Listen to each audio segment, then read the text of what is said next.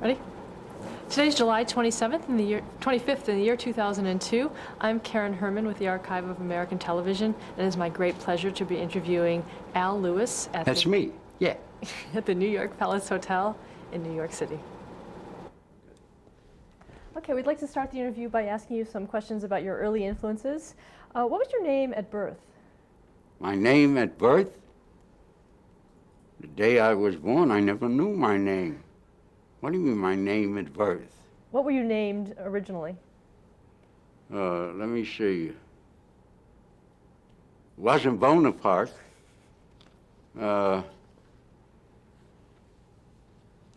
Francisco Galileo. How is that? You don't like that name? What are you, against Italians? Well, I heard it was Al Meister. Is that correct? Could be. Could have been. When were you born? Where? When? When was I born? It's a long time ago. I was born April 30th, 1910. Where were you born? I believe on a kitchen table. Yeah. In what city? In what city? New York City. Is that where you grew up? Yeah, I would say. That time was called Spanish Harlem. Then my grandfather, my mother and her sisters moved to Brooklyn. Yeah, I would say, yeah. What was your father's name? My father's name is Alexander, deceased. What did he do for a living? What did he do? Well, what you commonly see on a billboard, those giant billboards, those are paste-up jobs. In his day, artists used to be on a scaffold and paint them. That's what he did. And what was your mother's name? My mother, Ida. Did she work? Hmm? Did she work? Yes, my mother worked in the garment center, yes. Did you have any sisters or brothers? Did I what? Have any sisters or brothers? 2 brothers, no sisters. No, that's why I would say 40% a sex maniac. What were your hobbies growing up? Besides chasing girls? Who could think of a better hobby? What? Stamp collecting? Let me see, what was my hobby? You know, like a normal kid interested in sports and, you know, nothing outstanding, you know what I mean? You know. What kind of student were you in school? What kind of a student? If I applied myself, brilliant. Otherwise, a kind name would be a screw-up. What did you want to be when you grew up? What did I want to be? I never had an ambition until much later. Well, it depends on what age. You mean when I was You know, in your teens. in my teens? I wanted more girls. That was my ambition. A harem. That's what I wanted. And there were times that I succeeded. Did you go to the theater when you were growing up? No. I was never habituated to the theater. No. Even to this day, I don't watch television. Most people are surprised. From the beginning of television, the old 9-inch little screen, the Dumont network, people used to scotch tape a magnifying sheet across it so they could move back so the neighbor could see it and the guy wouldn't have to yell, "Hey, get your head out of the way, I can't see it."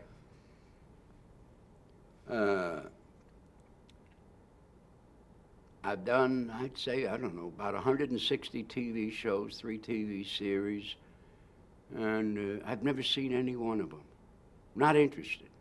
So you've never seen the finished product of your work on stage? Never. Or as in Hollywood, they say, "Would you like to, Mr. Lewis, come and see the dailies?"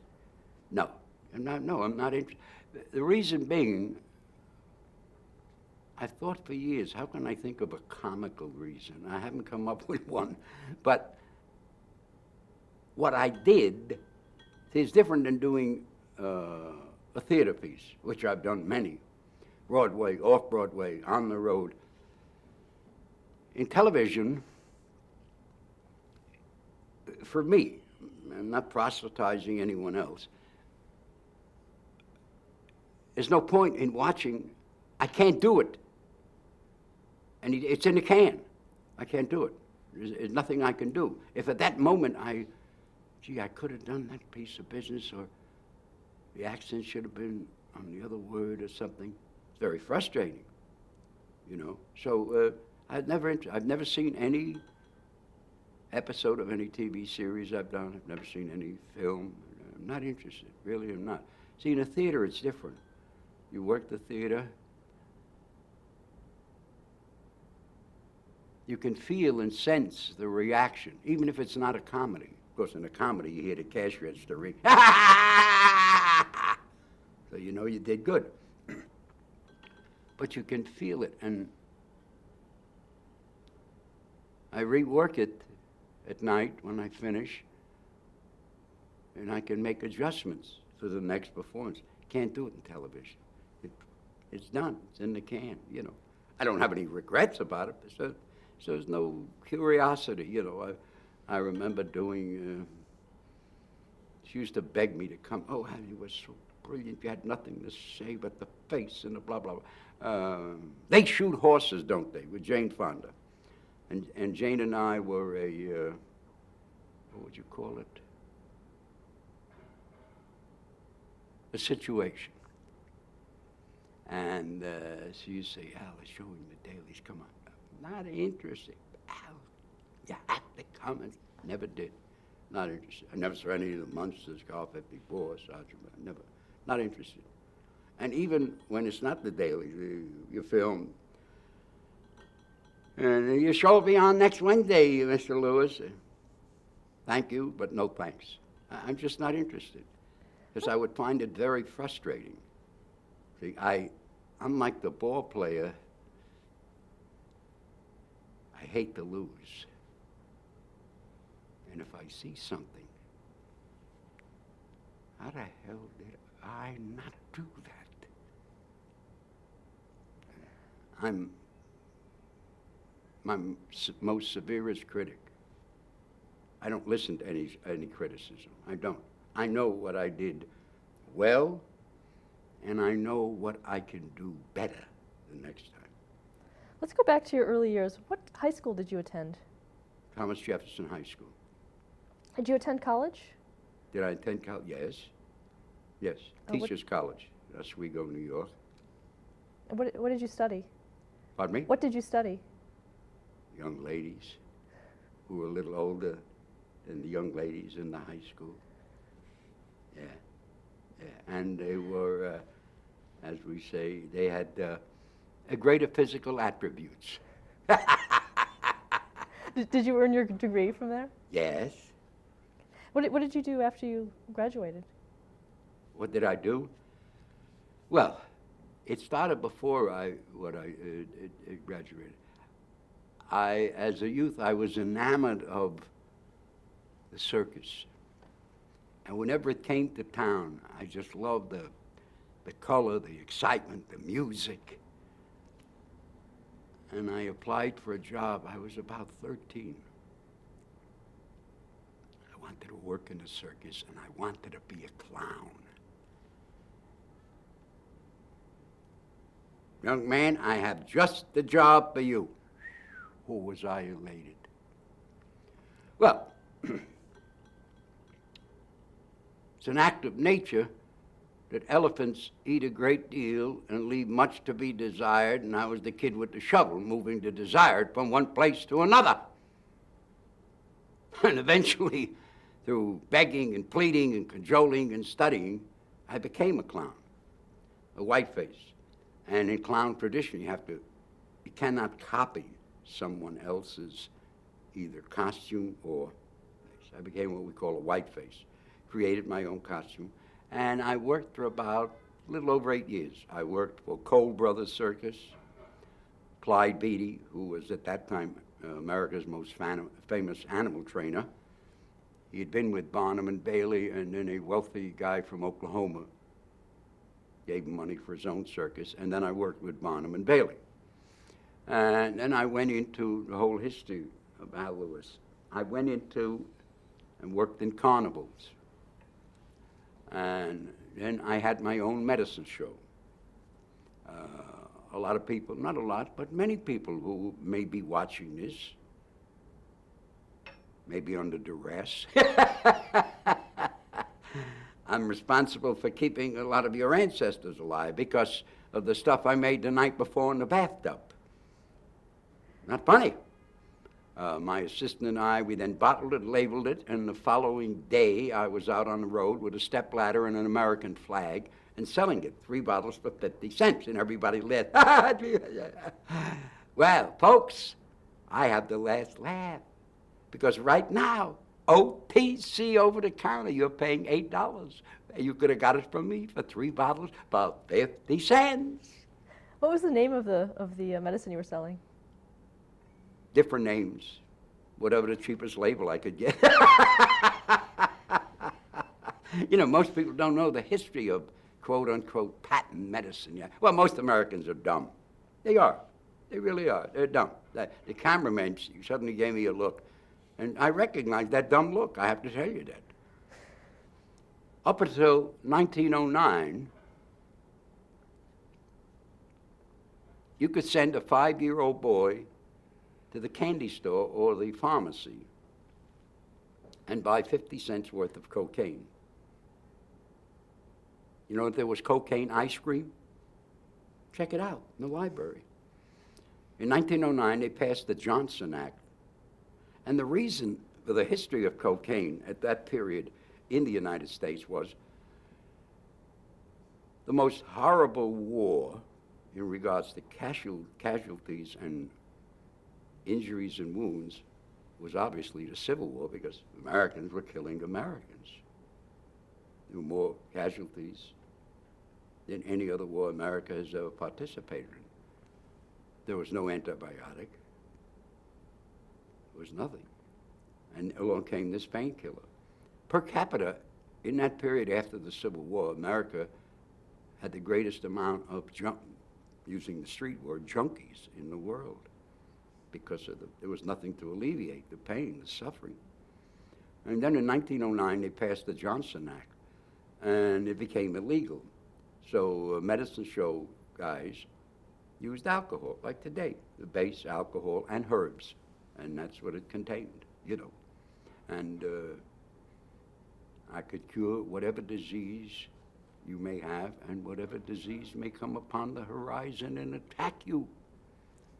And that's what it was. How long did you do that for? How long? Well, I traveled throughout the South and the Southwest.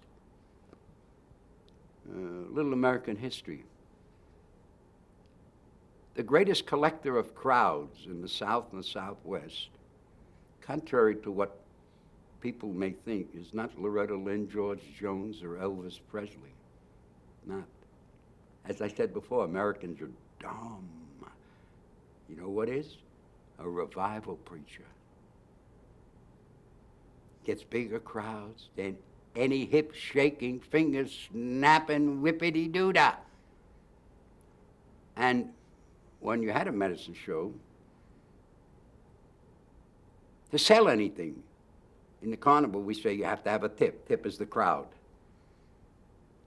There are no people. Who are you going to sell it to? Right? So what those of us who were selling this stuff, we would make a deal with a preacher who we knew by past performance was a gentleman who collected big crowds. And they'd set up a tent. And thousands of people come in. Then they have to leave. And I'd say, I know, Billy Joe Hargis has saved your soul. But I'm going to tell you now, Professor Alpha is going to take care of your body. Step up a little closer. Gentlemen, would you let that lady in, please? Move on a little closer. The people in the back got to make room. And you made deals. And the preacher, I ain't telling no tales out of school, Oral Roberts. Used to have a guy You ever see still have them in clubs? Like a guy clicks a thing and it counts the people. I don't know what you call them, a counter, a clicker. Well, that guy used to click every sale I made. And the preacher got a piece of that. And the last time I saw Oral in Oklahoma, he said, "See that building there? And that building there, and that college, Oral Roberts over there?" I said, "Oral, you see them first 4 or 5 floors? That's my money." "Shut up, that ain't your money." Business, you know. Then I went into vaudeville, burlesque, gotta eat, gotta pay rent. First job I had without an audience was in radio. About the mid-30s, WGN Chicago.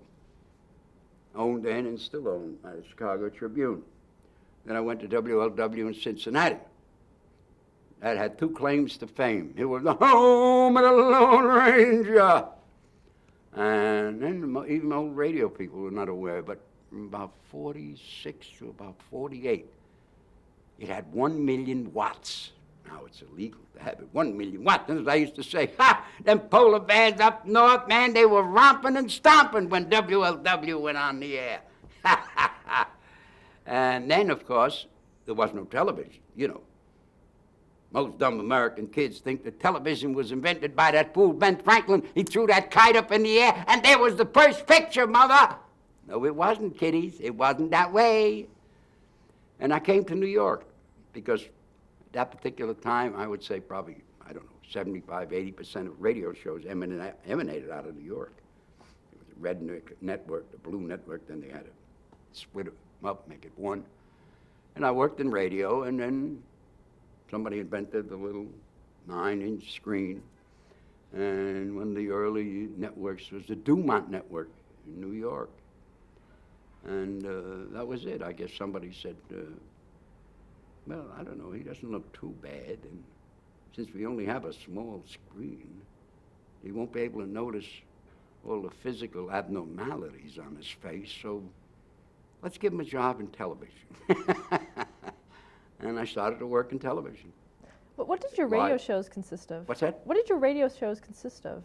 What do you mean? What kind of things did you do on your radio shows? What kind of things did I do? Well, I wasn't a kid with a shovel moving the desired from one place to another. What do you mean, what kind of thing? I asked you before we started if you were going to have intelligent questions. What do you think I did? There was a cowboy show, I had a voice. There was a detective show. What do you mean, what do you think I did? Yeah, what kind of things did you normally do? What types of? Whatever the script, you know what I'm saying? You were hired, you know, round up the posse, you know what I mean? You do a comedy, 4 or 5 lines, you know. And you went around trying to hustle gigs, you know. 30 Rock, NBC, CBS, yeah. Do you remember your first job in television? My first job in television?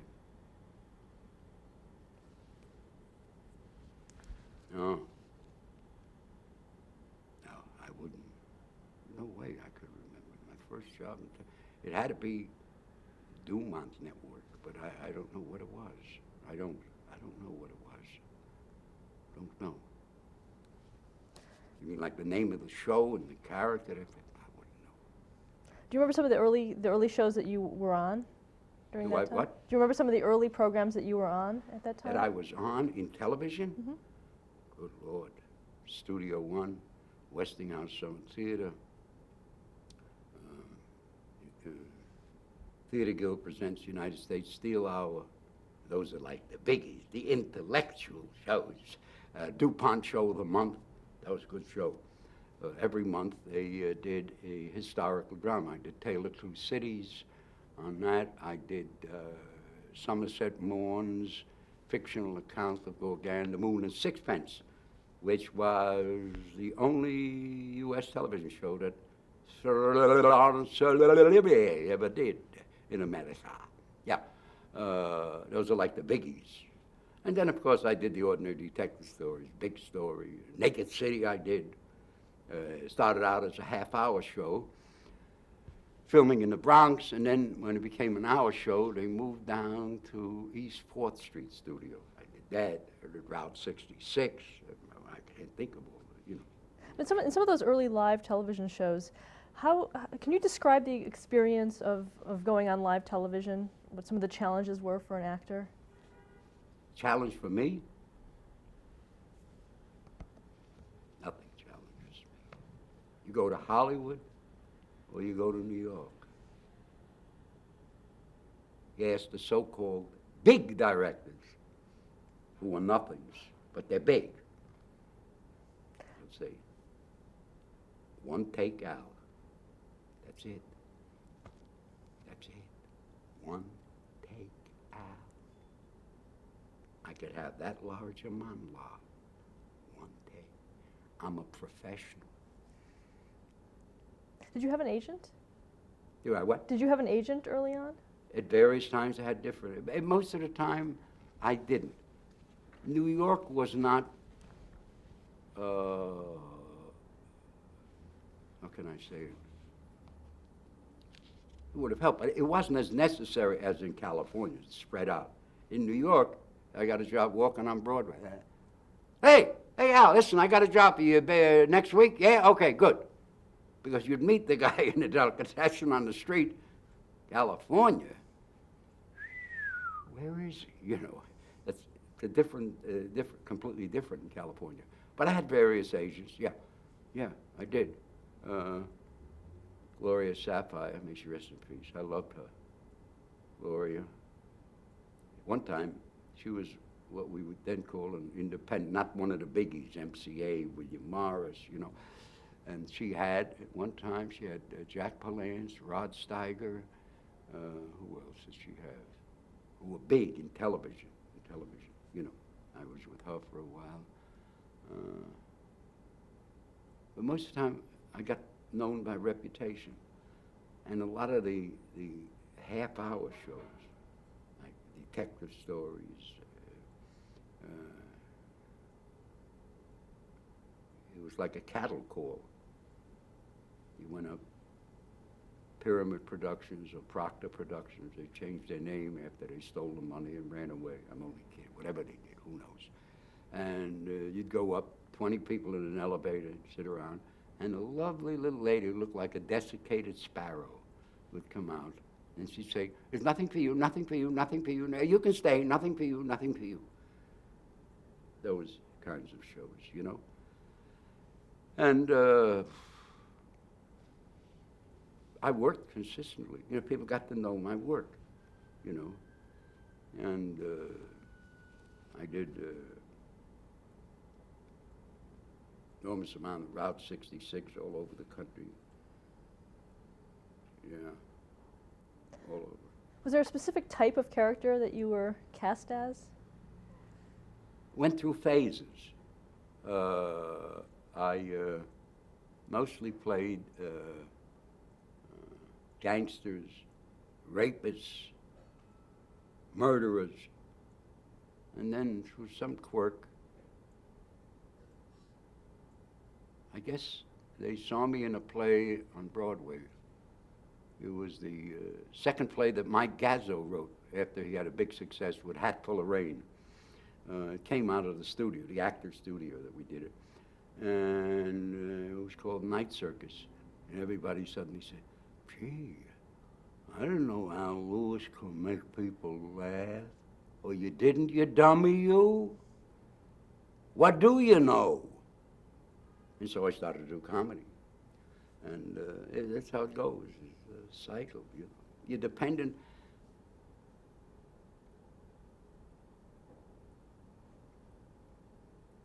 Of all the thousands of, I call myself a performer, other people say I'm an artist.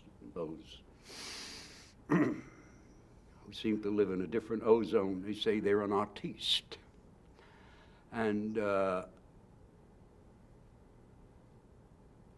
probably on maybe the 5 fingers of a hand, the only exceptions, the rest of us are all working for an organ grinder. We're a monkey. We're a monkey. I'm not ashamed to say that. And I can tell you an interesting conversation I had. when I was at Universal Studios filming The Munsters, the procedure was that on Monday we read the script in the producer's office. And they would time it, and they would decide it's funny, this is not funny, make changes. And you're there for maybe an hour and a half. And when you go home, they give you a yellow page, a pink plate, take this out, throw it out, this and that. So it was either that day, and then Tuesday we walked it through on the set for the cinematographer. And Wednesday, Thursday, Friday, we filmed it, a half-hour show. I don't remember if it was either a Monday or a Tuesday, but I was in street clothes. I wasn't in the grandpa costume. And I went to lunch. And this was at the new commissary that they built at Universal, at the old. And the new commissary was built on a caste system. It came in very nice front, and seats around. And if you went to the left, that was for the stars. If you went to the right, over there. Since we were one of the big shows at Universal, I went to the left. We had a table there. Fred and I always used to eat lunch. He was my dearest friend. I was his. Fred Wynn. I miss you, Freddie. And I went in and I walked by, and I looked around, and I saw Freddie was not sitting at our table, the booth, you know. And I suddenly remembered I passed somebody right in the lobby. It looked very familiar. So I called over the woman who was in charge of the Stars partner. I said, Annie, that person out there, take a look. Who is that? Looks very familiar to me.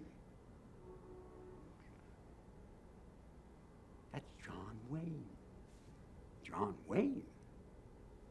I never met him. I'm wondering, does he think that I snubbed him or something? So I go by there, and there he is with the cap, and I say, good afternoon, Mr. Wayne. I hope you don't think I just, walked by without acknowledging you. See, I was deep in thought about the script, a BS story, Actors are very good at that. All you have to do is watch E or all the others, and you see the puff that goes down. Oh, how Nick Raiders, love me, love me, love me. All that junk. And so I'm deep in thought about the show, and this always, my kids, they love you. They, well, thank you very much. I said, would you like to have lunch with me? Well, I have an appointment with somebody. I said, you're more than welcome. I have a table, Not that he couldn't get a table, And he looked again, and he said, okay. And we went and we sat at our booth. I'm a keen student of the English language.